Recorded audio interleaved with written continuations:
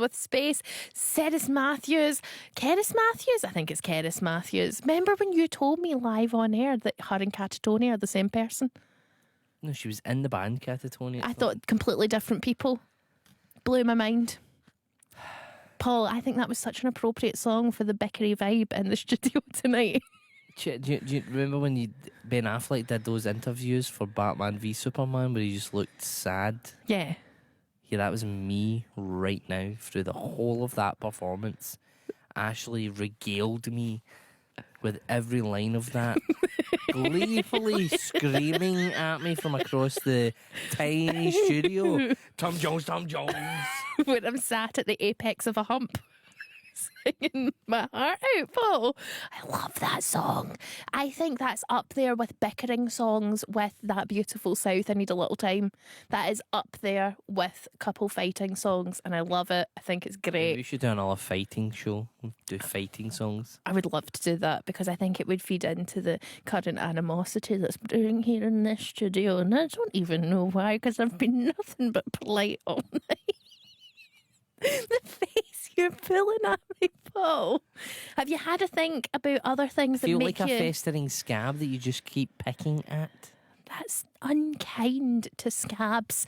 Do you have any other Not a moments, fan of scabs in you. any other weird bits of film that make you cry? Like, have you got any? Because there must be things in film that maybe shouldn't set you off, but does now. Have you ever watched telly and you see like a butter advert and it just gets you? No, I mean it's just honestly any bits of films that just have kids that either if they lose a parent. Oh gosh, it's so hard. Or anything like that. It's like, I can't deal with this anymore. Like, I have to just actively not watch this. One of the ones that a load of people said, loads of people, is kind of along the lines of losing a parent. And it's the scene at the end of The Railway Children when Jenny Agutter sees her dad coming down the platform and says, "Daddy, that's my daddy." That has, a lot of people have said that's their proper can't stop crying at that moment. But I don't know if Paul's seen I've not seen that. The Railway Children. It's absolutely great. Alan says most recently Jojo Rabbit really got to me. Did that get to you, Paul? Not seen it. Loretta says constantly through It's a Wonderful Life.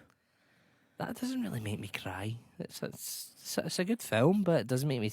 I wouldn't shed the tears. Caroline says the end of Toy Story 3, the end of Elf, the end of Armageddon. The money in your house. In your house. All of Beaches and the end of the Glenn Miller story. She could go on, but those are the...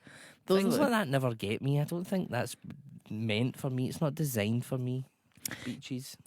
No, Beaches is, even though you're clearly not the Bette Midler in the beaches of our relationship, you're the wind beneath my wings. The first film that made me cry, says Darren, was the film Awakenings with Robin Williams and Robert De Niro, based off a true story and a proper tearjerker.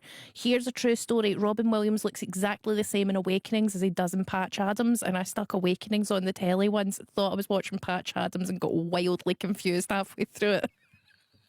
So don't make that mistake. Now, since we played Tom Jones, the Ballad of Tom Jones, I think we should play you something else from Tom Jones. It's not something you're expecting, because you're like, Ashley, are you going to play one of his big hits like that song where he gets angry at a woman for laughing at him?